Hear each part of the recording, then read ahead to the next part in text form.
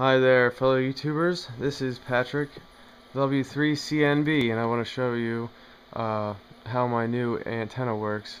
I made a dipole, a half-wave dipole that works on two bands. It's called a fan dipole, and I'll show you a picture of that in a moment.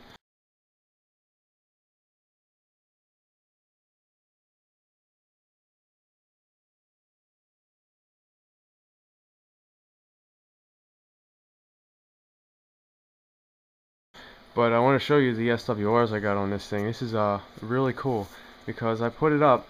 I didn't have to do any pruning at all. And usually with a fan dipole you have to do pruning.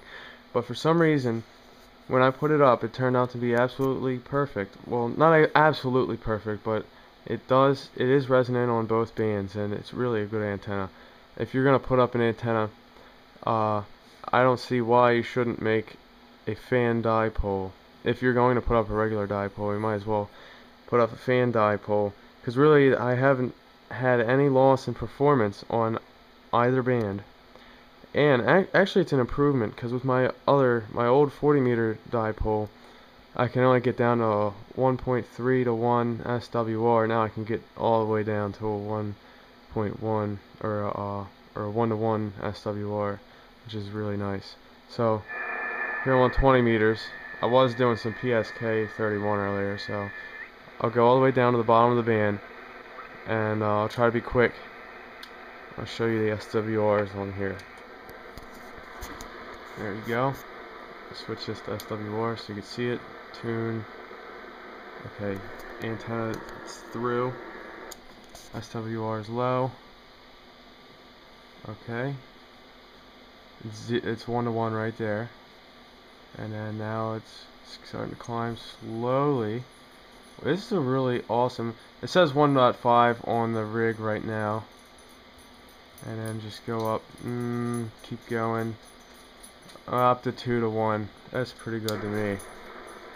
That's not bad. And then if I go to 40 meters, and let's see, go all the way down the bottom of the band on 40. Okay. And let's see, everything's ready. Hit send. Okay, so right there, it's almost a 2 to 1.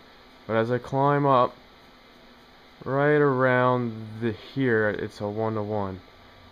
And now it starts climbing. Right around here on the rig, it says 1.5 to 1. And wow, I am out of the band. Okay, that's pretty good. And if you're confined to operating in your attic, absolutely make a fan dipole. Now I'm sure if you make one, you'll have to prune it, and it'll be a pain. I'm not sure how it worked out for me where I didn't have to prune anything, but that's not usually the case. I was very lucky. I don't know how that happened, because you really can't predict what's going to happen when you put up that antenna. And I would say it's certainly worth it.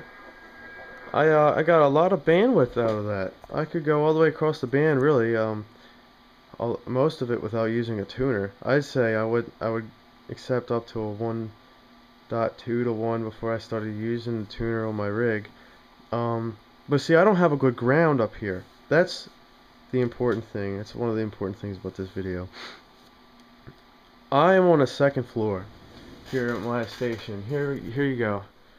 There's no way I'm gonna run a short ground connection outside. I mean, I was thinking about it. I was thinking about running it along the wall here, out the window, and then down into the ground over there. But that's a good 30 feet of cable, and really that'll be resonant on 40 meters, or I mean whatever I use, it's gonna be resonant. It's terrible. Okay, so I rely more on making an efficient antenna. I don't want to have to use the tuner. And actually, I did no pruning or changing anything when I set this antenna up, like I said several times. But so if I was going to do it again, if I was going to go back up into the attic, I would change it a little bit. But see, on 20 meters at 14.070, which is where I stick around for digital stuff, that's a pretty low SWR right there. and I think it's good because you have a high duty cycle on that part of the band. See, there you go, it's about a 1-to-1 SWR right there. So if I'm gonna run PSK at 35 watts, 40 watts on this radio, I'd like to make sure that I'm getting a very low SWR so I'm not burning out the finals, because I know I definitely can't run more than 40 watts or else I'm risking burning out the finals, because this is only a 100 watt rig here. And I'm also thinking about getting an amplifier. And if I'm going to use an amplifier, I want to make sure that my ground situation is squared away. But from what I understand, as long as I'm putting out, radiating pretty much all of my RF, and very little, if any, is going to the ground, my ground connection problem, it won't be much of a problem. And so far, it has not been a problem.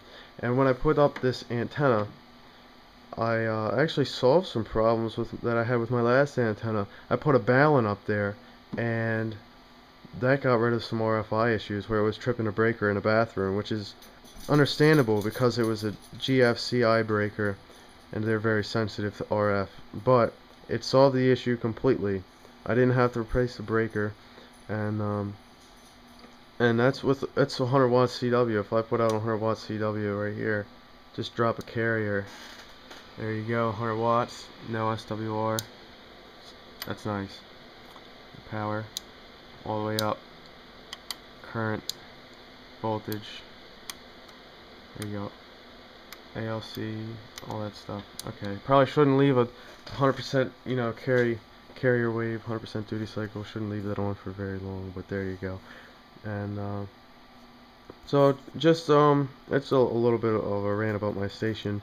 More so than it is advice, but I definitely recommend putting up one of these antennas, especially if you're limited to indoor antennas.